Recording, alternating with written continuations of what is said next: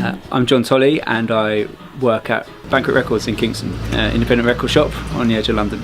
I've been working at this shop for 20 years, and when we started working there was an idea that CDs were going to take over from vinyl and there'd be no vinyl left, and then as everything got a bit more digital and a bit more everything becomes immediate and immediately accessible and nothing really means anything. But when you own a physical record, it's like the antithesis of that. So we feel that like owning physical records is like the immediate reaction to how consumable everything is in 2019.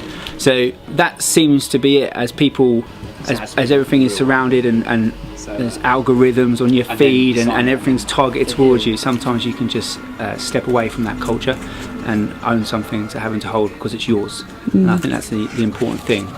One thing that's often forgotten this is that when you play an album, an LP, you play it from 1 to 12, you play it in order. It's not like a shuffle, you're not just skipping to the good bit kind of thing. Bands put in loads of time and effort to make the album a work of art from beginning to end, and sometimes I don't think it's your place to change that around. So some albums work a lot better in that way. I think that's a really important thing.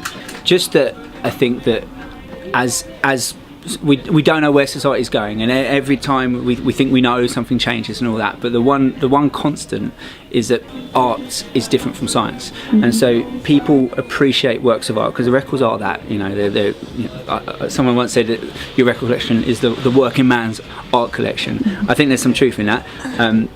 It's not something which can be formulaic or anything. It's personal to that individual person.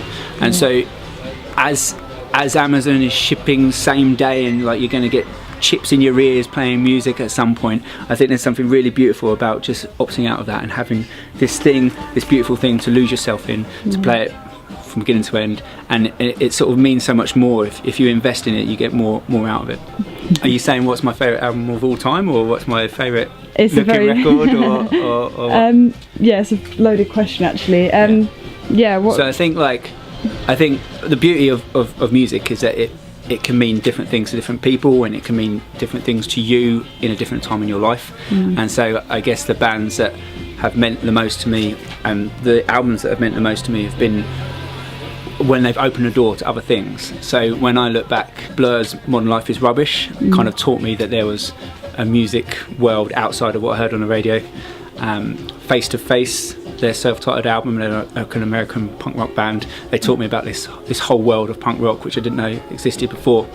But you know, that's not to say that you just hop back to the old bands from when you were growing up. I think the 1975 record, which came out in November, is one of the all-time greats. You know, and I love that record. It's in my record collection, and so it's just where you are, and it captures a moment and an emotional thing. And again, it comes back to that thing that you can opt out of scientific algorithms and you can feel something which you can't explain. It's just a thing in your heart, you know, and that's what music is. I can't really I don't really want to say this one's better than this one. I think you can look at different records and different sleeves which convey a different message. I think that's the beauty of it. And some of my favourite album art is because it's the art with that record. The record means the most to me. But you just look around the shop and you look at all the different parts of the package. I mean, I'm looking over there, which is the sort of music that we deal with the most, and you go from kind of what's that Idol's cover trying to say to you, you know, and then you can go to show something which is the picture of the artist involved, something which has meaning and an identity to the record, and there's no hard and fast rules, and I think that's the beauty of it. But then you can have some drum and bass records which are quite functional, you know, it's just artist title and that's it, something else entirely. Absolutely, yeah.